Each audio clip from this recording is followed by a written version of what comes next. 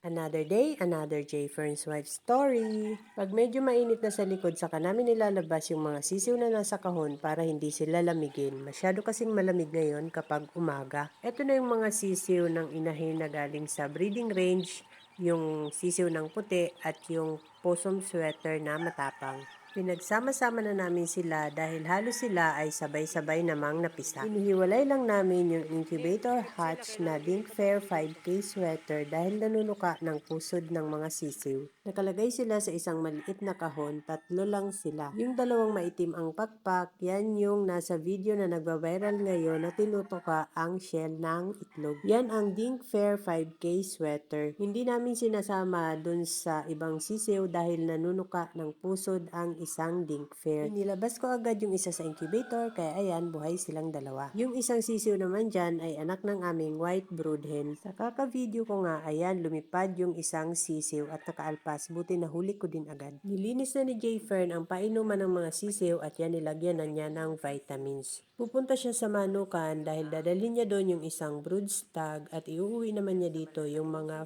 4 shipping na manok na bound to Oriental Mindoro.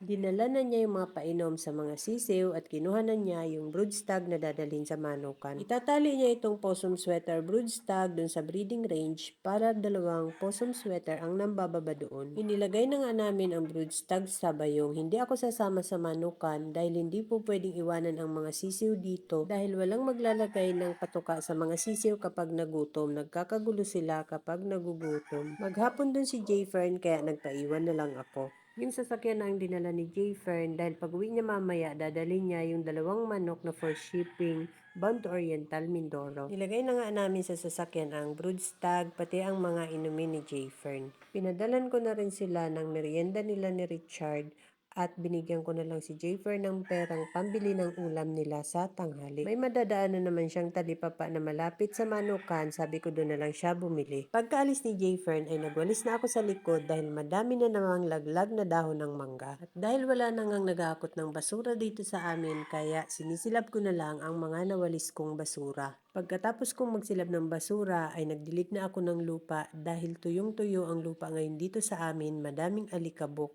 at sobrang init. Hinahalhal na ang mga manok kapag tanghali kaya dapat ay diligin ang lupa para malamig ang singaw. Pati mga halaman ay dinidiligan ko na rin para hindi matuyo. Bago umalis si J. Fern ay binili niya sa akin yung isang for shipping na manok na ibaba ko daw ng multi-purpose pen at ilagay sa scratch pen para makapulpog. At itong isang stag sa gilid ay binili niya rin sa akin na tanggalin ko daw sa talian at ilagay ko sa scratch pen dahil naiinitan daw dyan kapag tanghali. Mainit na sa talian niya dahil pinutol na yung mga sanga ng kalamyas ng kapitbahay namin. Sa lilom ko pinwesto ang scratch pen at dun ko nilagay yung isang stag. Yan, naiinitan siya dun sa pwesto niya.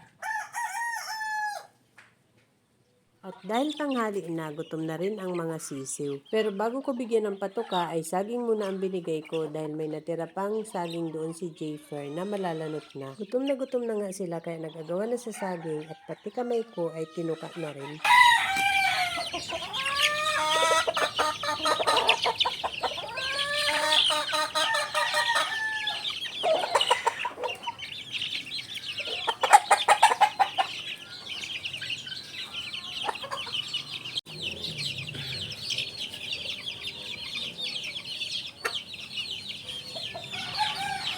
Gusto din ng mga broodhen namin ang saging kaya ayan, sinubuan ko na.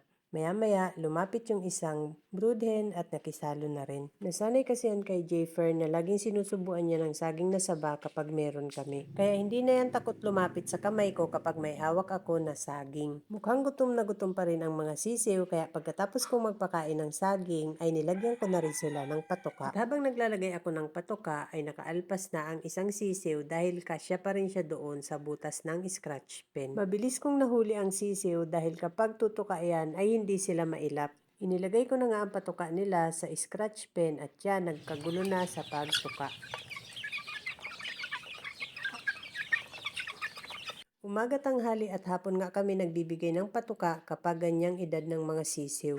Magwa 1 month old pa lang ang pinakamatandang sisiw dyan at yung mga nahuling pisa ay 2 to 3 weeks old. Pati yung mga babae sa brooder ay nilagyan ko din ng patuka dahil shop na ng shop. Hiniwalay na nga namin ang mga sisiw na babae dahil sobrang dami na nila. Itong nasa brooder ay mas lamang ang babaeng sisiw dyan. Sa 13 pieces sila, 3 lang ang lalaki. At yung 3 yun isinama na doon sa scratch pen ni Jayfern. Dito rin sa isang brooder ay puro babae ang nakalagay. Nilagyan ko rin silang patuka. Pati yung nasa multi-purpose pen ay binigyan ko rin ng patuka. Madilim na nga dumating si Jayfern at pagdating niya inilagay na niya sa multi-purpose pen yung white stag na for shipping. Prayo ang kinuha ng aming client. 2 stag at 1 pulet ang kinuha niya. Nagulat ako sa katawan ng pulet. Sobrang laki na, ganun talaga pag nangingitlog na. That's all guys. Thank you so much for watching. Please like, share, and follow for more. See you on my next video.